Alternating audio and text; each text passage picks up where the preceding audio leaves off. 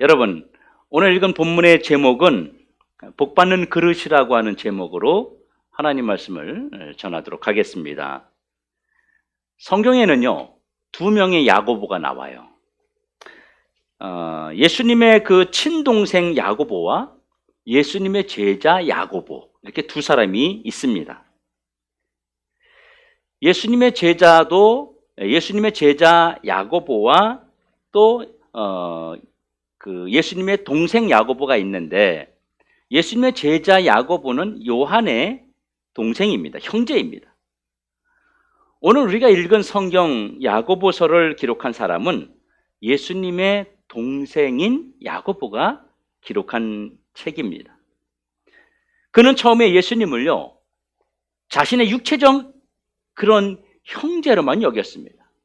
한 집에 같이 살고 있으니까 예수님을 하나님의 아들로 메시아로 인정하지 않고 그냥 육체적인 혈육으로 그렇게 믿고 살았습니다. 그런데 예수님께서 어느 날 갑자기 나는 하나님의 아들이다, 내가 바로 메시아다, 하늘로부터 왔다, 이러니까 깜짝 놀랄 수밖에 없는 것입니다. 그래서 가족들이 혹시 우리 형 예수가 이렇게 좀 문제가 있는 거 아닌가, 이런 생각을 가졌을 것입니다. 그런데 이후에 예수님이 행하시는 일들을 동생 야고보가 보면서 하나님의 아들이시라는 것을 깨닫게 됩니다. 그래서 누구보다도 헌실하고 그리고 신실한 일꾼이 훗날에는 되었습니다. 그래서 야고보서는요, 예수님을 믿는다는 이유로 핍박과 고난을 피해서 이곳저곳으로 흩어져 있는 믿음의 사람, 하나님의 사람들에게 보내진 편지입니다. 여기서 흩어진 사람들이다, 이런 것은 사도행전 7장에 스데반 집사가 유대인들을 변절했다는 이유로 돌에 맞아 죽는 사건이 나옵니다. 그때 그 사건 이후로 하나님을 믿는다, 예수를 믿는다는 이유로 사람들이 핍박을 받기 시작해요. 그래서 이 사람들이요, 도저히 견딜 수가 없어서 각자 세계 각처로 흩어지기 시작합니다. 그들은 한 곳에서 신앙생활을 할 수가 없었어요. 그래서 여기저기로 흩어져서 믿음을 버릴 수 없기 때문에 흩어져서 신앙생활을 하게 되었는데, 여러분, 디아스포라라는 말을 들어보셨죠? 바로 이들을 이야기하는 겁니다. 믿음을 지키고 신앙을 지키기 위해서 각처로 흩어진 사람들, 그들을 디아스포라라고 말하는 것이죠. 여러분 생각해 보세요. 하루아침에 예수 믿는다는 이유 하나만으로 고향집을 떠나야 되고 형제를 떠나야 되고 가족을 멀리 하고 버려야 되는, 그리고 낯선 곳에 가서 죽도록 고생해야 되는 거예요. 이들이 예수님을 믿었다는 이유 외에는 이런 고생을 할 하등의 이유가 없는 사람들입니다.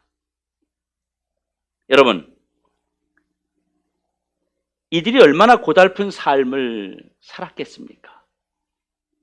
예수님을 믿는다는 이유 하나만으로 고향과 친척, 형제들, 심지어 가족들과 헤어져서 낯선 곳에서 살아가야 되는 이들의 삶은 말로 표현하기 힘들 만큼 고달팠다고 하는 것입니다. 이런 성도들을 향해서 야고보가 오늘 아주 충격적인 말을 한마디 하고 있습니다. 오늘 야고보서 우리 읽은 본문 1절에 보면 이렇게 말합니다. 하나님과 주 예수 그리스도의 종 야고보는 흩어져 있는 12지파에게 문안하노라 라고 말해요. 그런데 여러분, 이 문안하노라 이 말이 우리말로 말하면 뭐예요? 안부를 전한다, 이런 말이에요.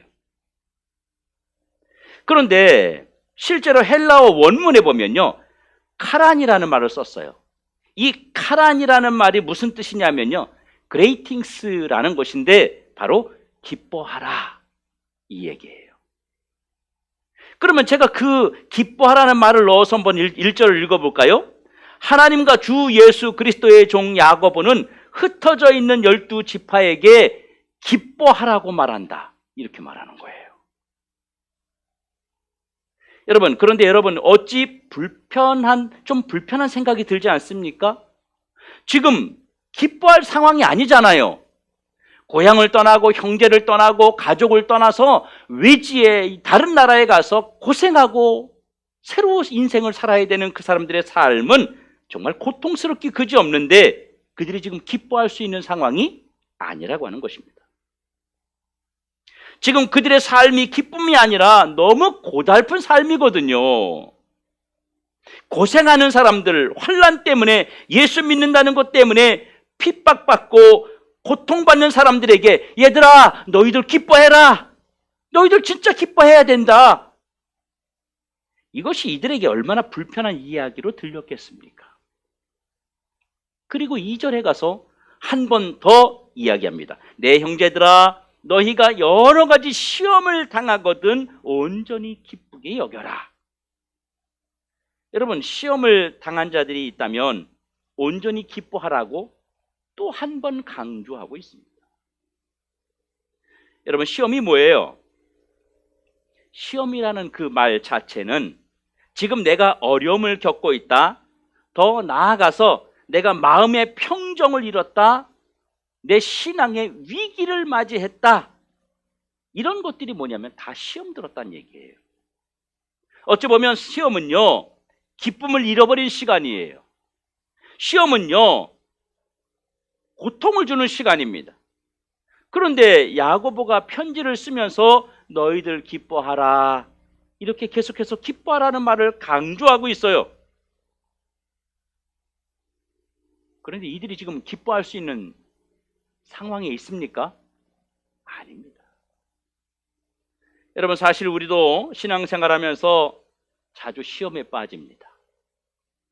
그때 우리가 기뻐했습니까?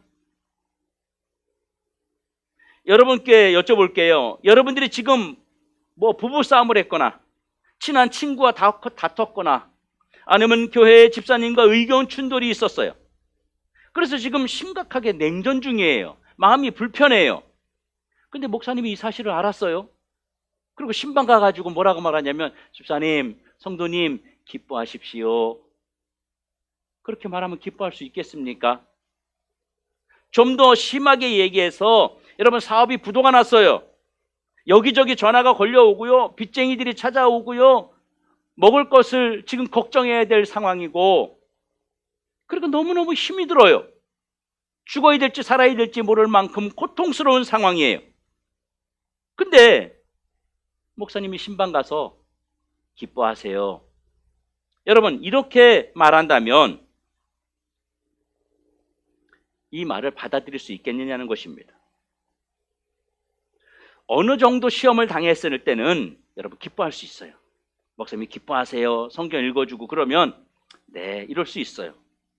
그런데 우리가 완전한 시험, 완전한 절망, 완전한 실패 속에 있을 때는요, 아무리 믿음 좋은 사람도, 아무리 신앙으로 살려고 발버둥치는 사람도 기뻐하는 것은 너무너무 어려운 일입니다.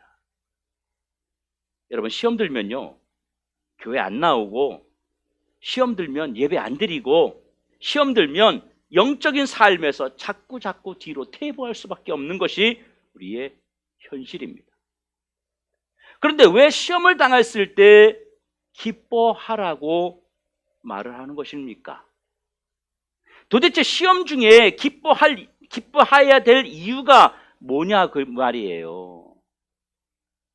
우리 살면서 시험을 많이 겪지 않습니까? 지금 아마 여기 계신 분들 중에도 몸은 여기와 있지만 마음은 그 시험이나 또 마음의 근심이나 마음의 염려나 뭔가 마음에 들지 않는 것 때문에 생각이 딴 데 가 있는 분들이 있다고 하는 것입니다. 뭔가 내 마음에 들지 않고 내 눈에 거슬리는 못마땅한 것들이 있는 분들이 이 자리에 있을 수 있습니다. 지금 이 예배가 그래서 행복하지 않은 분이 있을 수 있어요. 왜 저렇게 났지? 왜 저걸 저렇게 했지? 왜 이런 식으로 하지? 아유, 들어오는데 입구에다 왜 저걸 놨을까? 뭐 이런 여러 가지들이 내 눈에 거슬릴 수가 있어요.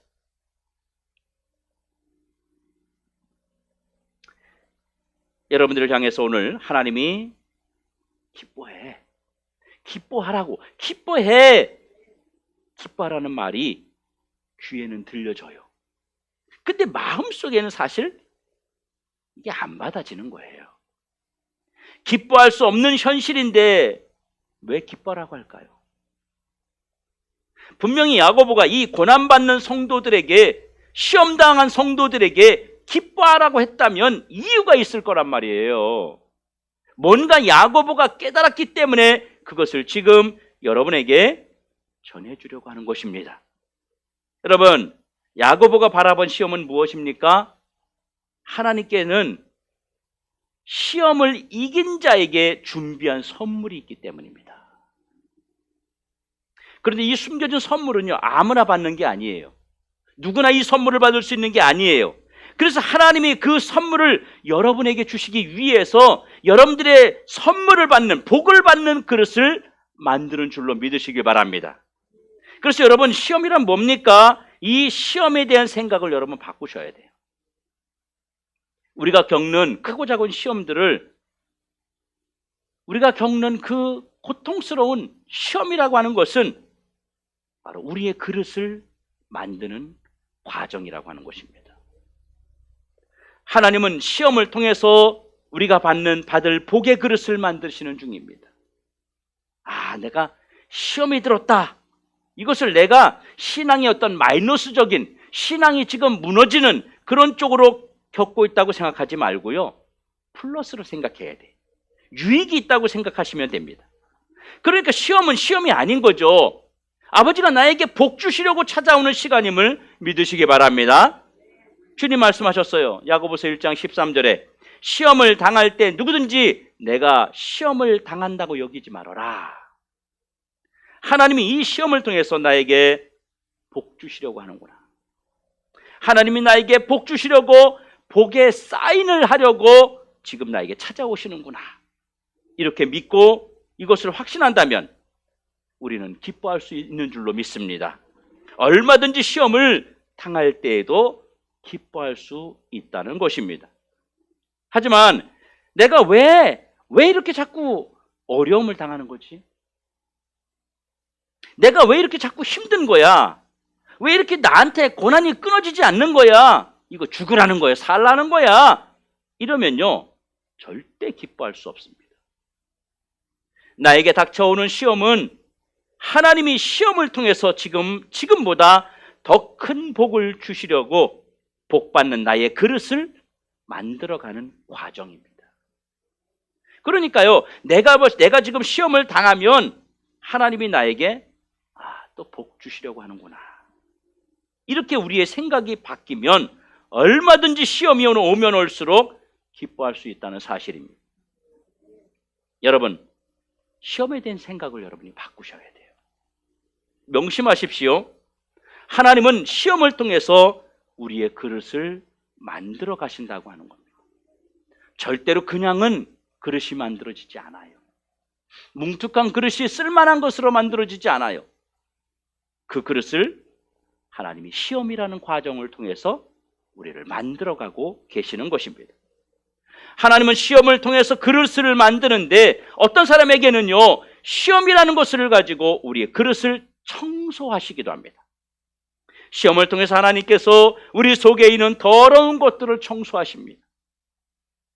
그럼 무엇을 청소하실까요?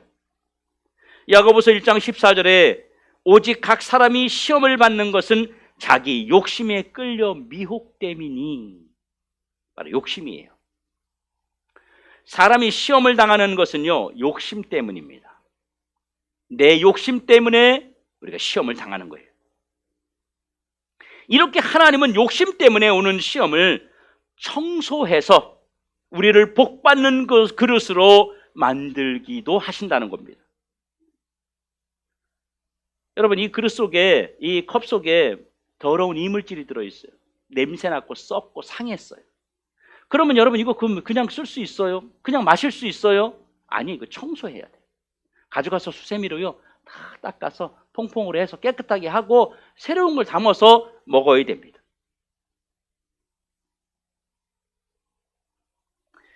이 그릇을 청소하기 위해서 때로는 아버지가 시험이라는 과정, 연단이라고 하는 과정을 통해서 우리의 내부를 청소하시는 것입니다. 시험을 당할 때 여러분, 왜 나만 겪는 고난이냐고 불평하지 마시고 원망하지 마시고요. 내가 무슨 욕심을 냈나? 내가 하나님께 어떤 문제가 있나? 내가 하나님께 회개할 게 무엇인가를 찾아서 여러분 속을 청소해서 예수님의 십자가 보혈 피로 깨끗하게 정결하게 만들어 가라고 하는 것입니다. 그래서 준비시키는 거예요. 왜요? 하나님의 복을 그 안에 쏟아부어 주시기 위해서입니다. 또 어떤 사람은요, 하나님이 시험을 통해서 더 넓은 그릇으로 만드는 과정이기도 합니다. 그래서 17절에 하나님께서 시험을 통해서 가경에 좋은 것들을 우리에게 부어주시려고 하나만 담는 게 아니라 더 많은 것들을 부어주시려고 하나님이 우리의 그릇을 넓히는 과정이기도 합니다. 아버지가 주실 수 있는 세계는요, 우리의 상상을 초월합니다. 우리는 이것 하나 주실 것 같은데 하나님이 나에게 주실 수 있는 것은 넘치고도 넘쳐납니다. 그래서 그 많은 것들을, 그 넓은 것들을, 그 큰 것들을 부어주시기 위해서 아버지는 우리의 그릇을 넓히려고 하시고 계시는 것입니다.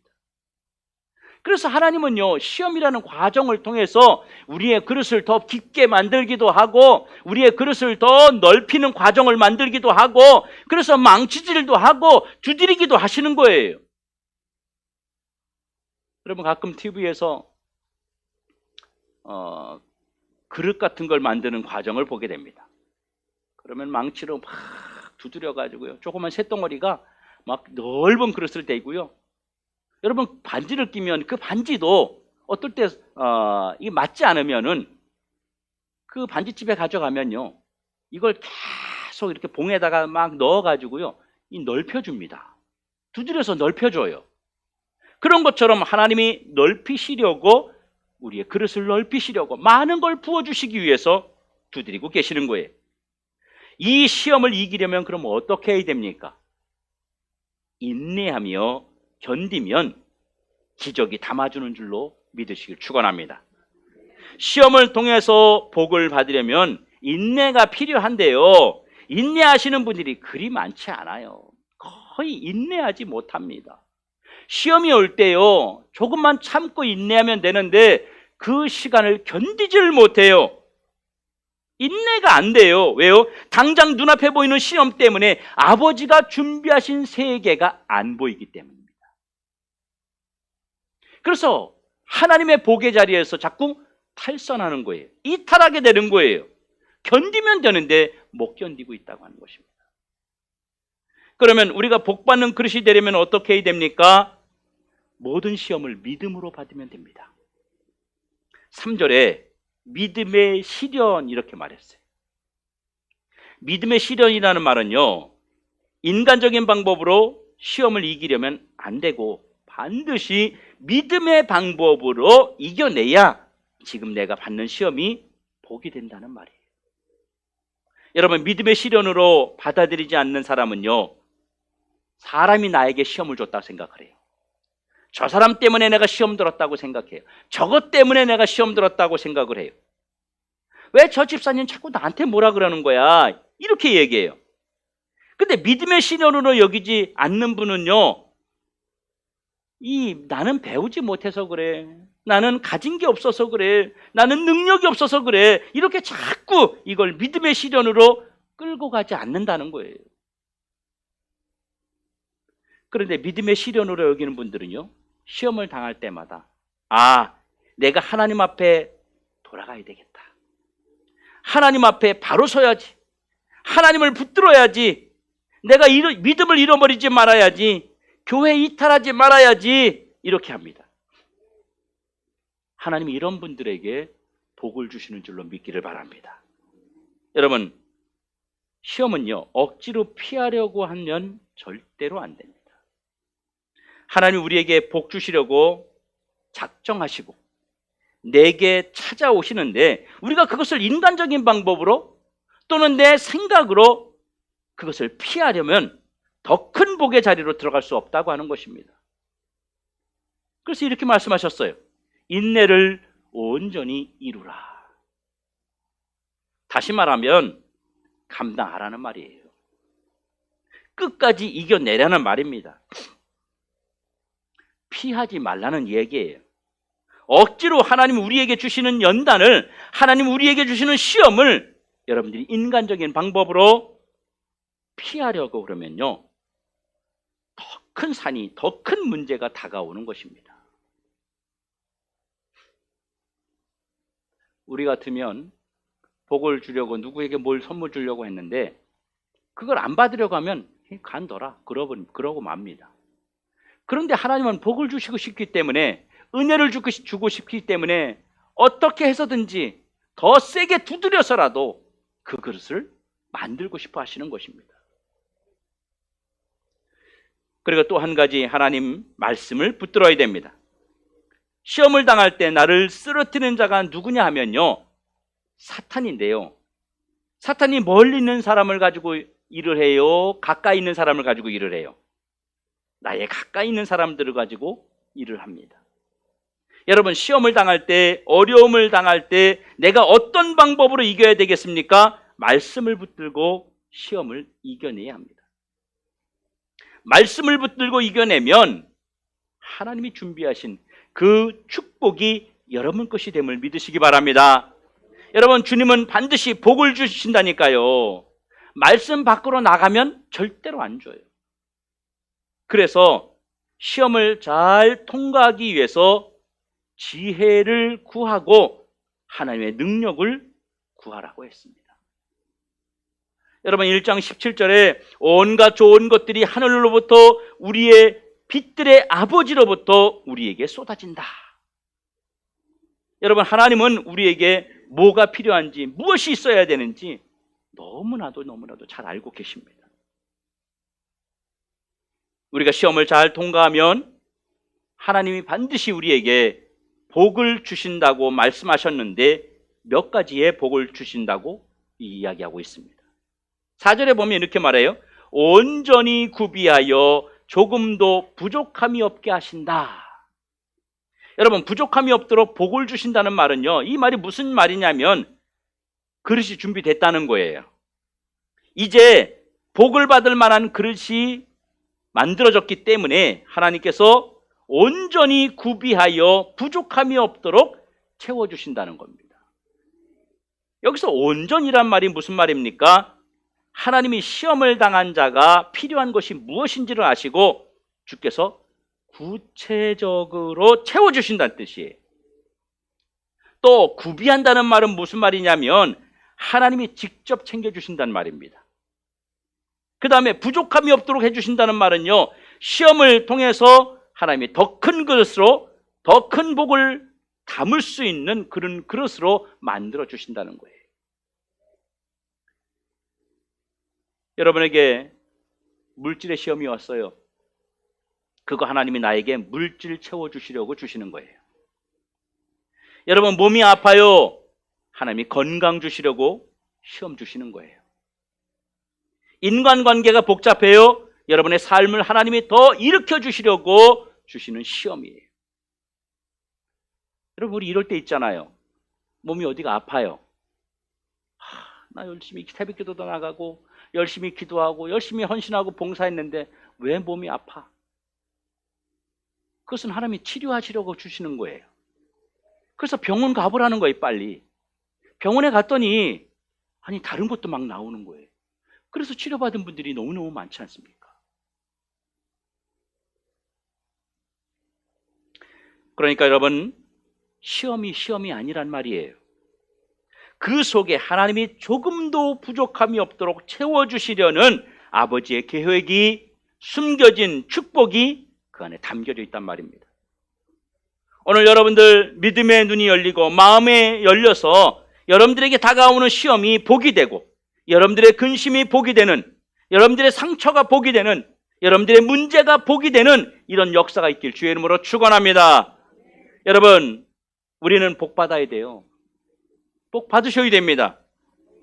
여러분, 복이 없으면요, 신앙생활 힘들어요. 매일 허덕거리는 삶은요, 신앙생활하는 게 너무 힘이 듭니다. 그래서 여러분, 우리는 시험을 두려워해서는 절대로 안 돼요.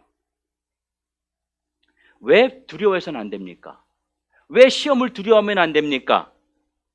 시험이 없는 세상은 존재하지 않기 때문입니다. 시험이 없는 신앙생활도 존재하지 않습니다.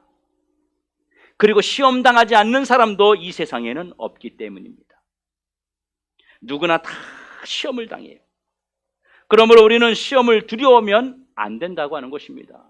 어차피 두려워해도 나에게 다가오는 것이 시험이니까 그것을 두려워하지 말아야 돼요. 그 누구도 시험에서 안전할 수 없습니다. 여러분, 시험 드는 게 비정상이 아니고요, 시험 드는 게 정상이에요. 그 시험을 통해서 하나님이 나를 만들어가는 과정이고, 그 시험이 하나님이 나에게 더 많은 것을, 더 많은 복을, 더 많은 은혜를 주시려고 하는 과정이기 때문입니다. 여러분, 다윗이 고난당하는 것이 유익이고 또 시험이 되는 것이 내게 유익이다, 이런 고백을 했어요. 여러분, 바보 아닙니까? 어떻게 이런 고백을 할 수 있어요? 시험을 통과하고 나니까 하나님이 준비하신 세계가 자기에게 쏟아부어지는 것을 경험했기 때문입니다. 여러분, 다시 한번 기억하십시오. 시험은 뭐라고요? 오늘 설교 본문에 오늘 제목이 있습니다. 뭐예요? 복받는 그릇입니다. 복받는 과정입니다. 이렇게 시험에 대한 생각을 바꿔버리면 시험이 나에게 마이너스로 오지 아니하고 시험이 오면 올수록 내가 더 큰 복을 받게 된다는 사실 앞에 우리는 기뻐할 수 있다고 하는 것입니다. 여러분, 교회에서 신앙생활 오래 하면서 직분을 받고 무엇을 책임을 받고 사명을 받고 하시는 분들이 그냥 되는 분이 있어요? 아니에요. 그 시험의 과정들을 거쳐서 결국은 집사도 되고 권사도 되고 장로도 되고 하는 거예요. 그런 과정 없이 되는 사람이 아무도 없습니다.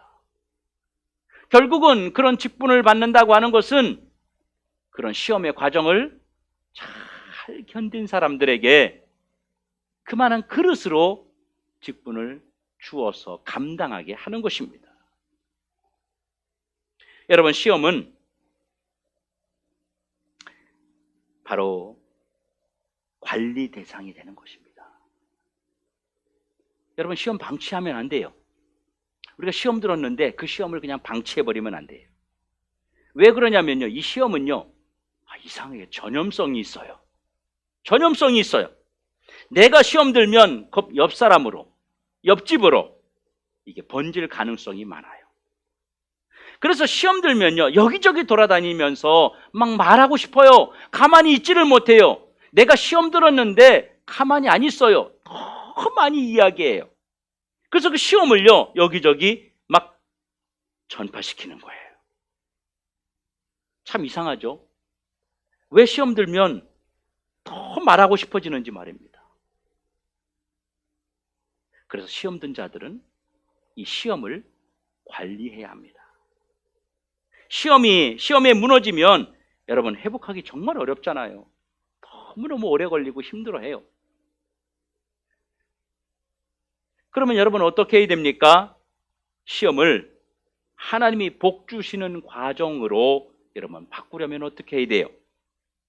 시험이라고 말하지 말고요, 누가 뭐 시험 들었어? 이렇게 말하면요, 나 복 받는 과정이야, 이렇게 이야기하셔야 돼요. 지금 나 복 받는 그릇을 만드는 과정이야, 이렇게 말하셔야 돼요. 그리고 여러분의 생각을 바꾸십시오. 그래서 내가 복 받는 과정이라고 생각했을 때는요, 무슨 일을 만나든지 기뻐할 수 있습니다. 여러분, 그렇지 않습니까? 복 받는 과정이라고 여기면요, 어떤 것도 견딜 수 있어요. 복 받는 일인데 뭐가 힘들어요?